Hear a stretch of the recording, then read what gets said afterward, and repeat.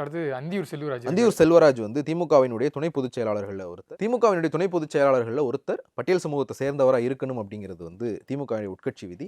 அதை வந்து ஃபுல்ஃபில் பண்றவர் அந்தியூர் செல்வராஜ். ஆராசா வந்து ஜெனரல் இதில் தான் வந்தார். அந்தியூர் செல்வராஜ் தான் வந்து அந்த இடத்துல இருக்கிறவர். அந்தியூர் செல்வராஜ் வந்து ரீட்டைன் செய்யப்படுவார். அவர் வந்து ஒரு மூத்த அரசியல்வாதி. 96 காலகட்டத்தில் வந்து அமைச்சராக இருந்தவர். அவருக்கு வந்து மறுபடியும் வாய்ப்பு வழங்கப்படுமா? இல்ல இளைஞர்களுக்கான வாய்ப்பு வழங்கப்படுமா? அப்படிங்கிற ஒரு கேள்வி வந்து இருக்கு. கண்டிப்பா வந்து அருந்ததியினர் சமூகத்தை சேர்ந்த ஒருத்தருக்கு தான் வந்து திமுக வாய்ப்பு கொடுக்கறதுக்கு சான்ஸ் இருக்கு. ஸோ அதன் அடிப்படையில் பார்த்தா புதுமுகங்கள் யார் யார் புதுமுகங்கள் இருக்கிறாங்க.